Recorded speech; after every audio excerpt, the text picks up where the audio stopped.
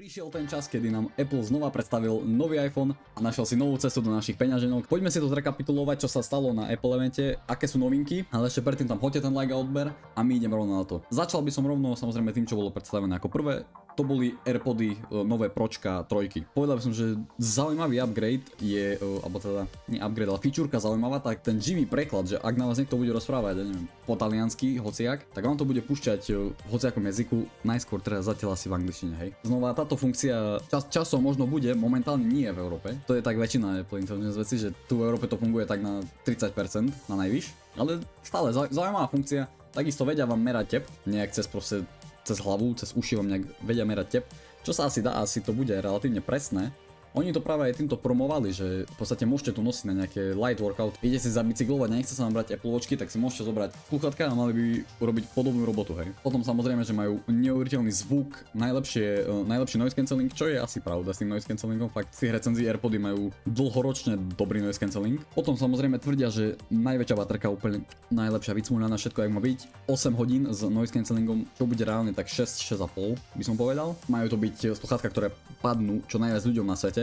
Najviac ľuďom sedia. Premýšľal som nad tým, ako som pozeral ten Apple event, že znie to zaujímavo a cenovka je stále iba $250 udržaná. U nás na Slovensku zhodou okolností 250 eur, čo je fajn. Tak som premýšľal nad upgradeom, lebo momentálne mám Samsung Galaxy Buds 2, takže som premýšľal nad tým prejsť na tieto a rovno vám zrobiť nejakú recenziu z toho niečo. Dobre, ale posuňme sa ďalej, hej, na Apple Watchky 11, hej. Apple Watchky za mňa je strašne divný produkt, ja neviem, čo mám k tomu povedať. Toto hodinky ukazujú čas, hej, to by bolo jasné, na štart. Máme tu Sleep Score, viete s nimi spať. Dajte mi prosím vás vedieť, či sa s Apple Watchkami dá spať.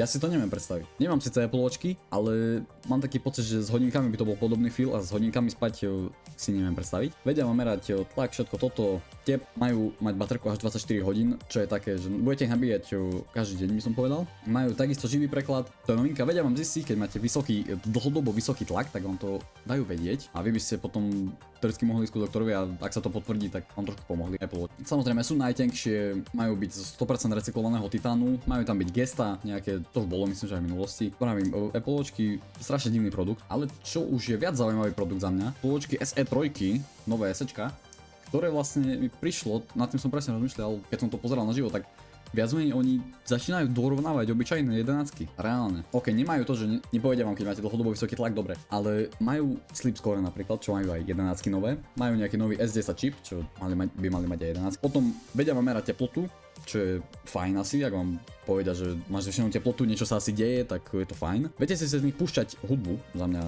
OK, dajme tomu. Majú takisto živý preklad, alebo teda plynulý preklad, čo OK, majú to aj 11. Máte tam Siri, to má 11, gesta takisto 11, always on display na obidvoch. Za mňa v tých najlepších funkciách sú veľmi podobné s 11 obyčajnými. SEčka sú zaujímavé hodinky, ale takisto nám predstavili aj Apple Watch Ultra 3 a ešte k tým SEčkom tie budú stať takisto $250. 11 by ste mali mať za nejakých 400 a Ultra za nejakých 700 tuším, alebo tak nejak to bolo. A Ultra máte za $800, ale to je papierovo podľa Apple eventu, takže to nemusí byť úplne presné tu u nás na Slovensku. Ale ceny u nás na Slovensku vám hodím do popisku, môžete si pozrieť. No a Ultra sú znova, viete s nimi spať? Neviem, povedzte mi ľudia, čo máte Ultra, dá sa s nimi spať, spíte s nimi reálne? Je to komfortné, lebo ja si neviem fakt predstaviť. Apple Watchky, ešte k tomu tie Ultra, veď oni sú väčšie trošku, že? Najmä tomu majú najväčší displej, 5G, alebo Always on Refresh, to majú aj 11 aj SEčka. Baterka by mala byť ale 42 hodín, čo je už zaujímavé, to už nemusíte teoreticky nabíjať každý deň, ale znova, bude to reálne 42 hodín, neviem. Takisto vedia vám ten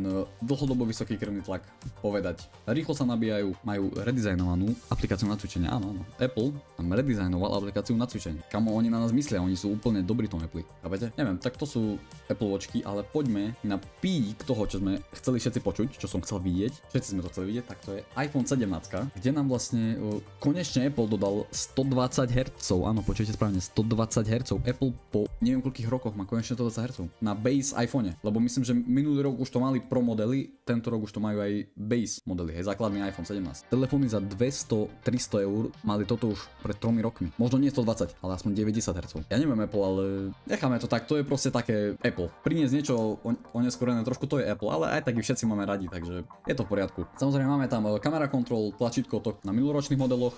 To mi tiež dajte vedieť ľudia, čo máte 16, používate to tlačítko reálne? Dá sa využívať fakt? Není to len také, že aby mali niečo iné. Napíšte mi do komentárov. Potom samozrejme nový čip, každoročne A19.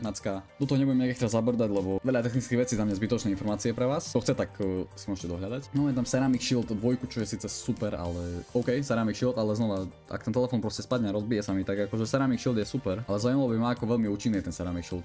Či sú by ma zaujímalo, či na to nejaké testovanie, že rozbijanie, aj keď asi budú. O koľko skôr sa rozbije telefón s tým Ceramic Shieldom alebo po škrabe oproti obyčajnému iPhoneu bez toho shieldu. Máme väčší displej, 6,3 palca, action button samozrejme. Taktiež sa nám zdvihol, základná kapacita pamäte je už teraz 256 GB, čo nie je 128, čo je za mňa fajn, je to príjemný upgrade. Takisto foťáky sú 48 megapixelové, nejaký ten ich Fusion systém, kedy vlastne, keď som správne pochopil, tak ako keby z dvoch kamier máte v podstate 3. Teda svetelnosť máte až 3000 nitov, čo je super na slnku, bude to lepšie čitateľné, ale ešte zaujímavá vecička, ktorá je, tak je center stage kamera. Predná kamera je vlastne v tvare štvorca teraz, ten senzor je štvorcový, takže lepšie, nebudete musieť otáčať telefón, ak budete chcieť mať záber na šírku alebo na výšku, proste ten telefón budete mať v ruke.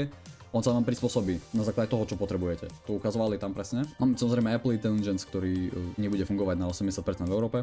Nevadí. To sme si zvykli už, že tu bude tak 20% funkcií reálne, čo tu môže byť. Ale časom by mali prísť. A ďalej ideme na za mňa telefón, ktorý je že akože úplne zbytočný. Ja neviem, pre koho je tento telefón, fakt neviem. Ale som na neho zvedavý, ako sa mu bude dariť, lebo je to iPhone Air. iPhone Air, nový najtenkší iPhone, ktorý je fakt, že tenulinky. Vyzerá to super. To znamená, vyzerá to super. Má to A19 Pro, 48 megapixelovú kameru, tak ako má 17. 120 Hz, tak ako má 17. Má Ceramic Shield aj vzadu, aj vpredu. 17 má len vpredu. Máte tam telefoto, center stage, prednú kameru máte znova, 17, obyčajná, Apple Intelligence znova. Máte tu dva nové čipy, C1X a N1, ktoré budú vlastne riešiť Bluetooth a data a celkovo využívanie baterky, lebo som fakt zvedavý na tú baterku. Má mať all day battery life, ale ja tomu nemôžem uveriť, že toto bude fakt all day battery life, lebo ak hej, tak to bude mať celodennú baterku. Apple fakt akože priniesol niečo zaujímavé tento rok. Ak to fakt bude mať celodennú baterku, lebo za mňa neexistuje, že to bude mať celodennú baterku. Ten telefón je absolútne mikrotenký, má A19 Pro, väčší displej ako iPhone 17. OK, má tie dva nové čipy, ktoré budú trošku lepšie pracovať s tou baterkou, ale aj tak. Tenkší, väčší ako 17 a má mať rovnakú baterku ako 17. Ja neviem jak vy, ale mne to tam nejak nevychádza. A silnejší procesor, A19 Pro. Sice tam môže byť trošku úspornejšia, tým že je lepšia, ale aj tak ja neviem, mne to nejak nevychádza. Plus promujú k tomu tú powerbanku. Hneď na Apple evente promovali tú powerbanku, čo bolo asi prvýkrát, čo som to takto videl urobiť, ale uvidíme. Ja fakt som zvedavý, ako sa tomuto telefónu bude dariť. A potom ideme na vrchol všetkých vrcholov a to je iPhone 17 Pro, ktorý za mňa,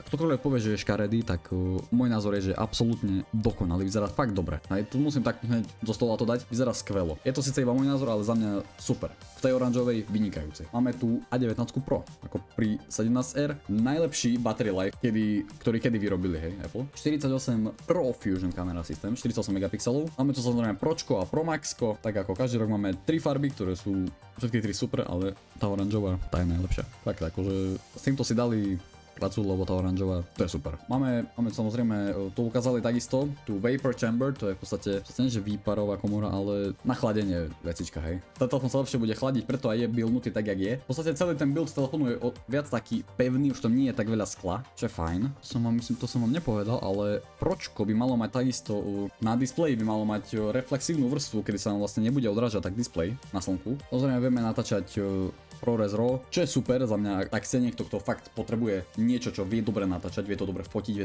vie to robiť všetko, čo by ste chceli, toto je cesta. Ak nechcete mať čisto len kameru, toto je za mňa cesta, je to fajn, ale zároveň aj tá cena je zaujímavá, lebo priniesli aj 2 TB verziu, ktorá stojí na Slovensku, počúvajte dobre, 2500 eur. Áno, správne 2500 eur. Za takú cenu si kúpim auto. Staršie, jazdené auto, ale mám auto. Tak môže mať toto vo vrecku, hej. Samozrejme foťaky, všetko super, vynikajúce tak ako každý rok Apple, ale to je asi tak všetko z Apple eventu, čo by som tak povedal. V podstate podľa Apple eventu 17 má začína na 800, iPhone Air na 1000. Nerozumiem prečo 1000. Náročné na výrobu, ale po mne ten telefón evokuje to, že on má byť horší ako 17, neviem jak vy. Neviem, jediné čo tak má, tak je ten procesor, má A19 Pro, hej. Ale neviem čo má tak lepšie. Foťak má 1, 18 má 2. Keď sa pozrieme na 16e a iPhone Air, neviem, ale povedzte mi vy, ale podobajú sa, že? A potom máme Pročku, iPhone 17 Pro, ktorý má začína na $1100. Takže tak, to by bol asi Apple event, tak ako každý rok nám ukázali nejaké novinky. ale zároveň aj nie. To je taký klasický Apple. Ale ja gravím, uvidím, čo s tými AirPodami trojkami, tie Pročka, lebo je dosť možné, že sa k ním dostanem a urobím vám nejakú recenziu niečo. Tak a ja si myslím, že to je všetko tým pádom a vidíme sa znova o rok, keď nám prinesú ďalšie nenovinky. Sa vám toto video páčilo a my sa vidíme pri nejakom ďalšom videu a zatiaľ čaute.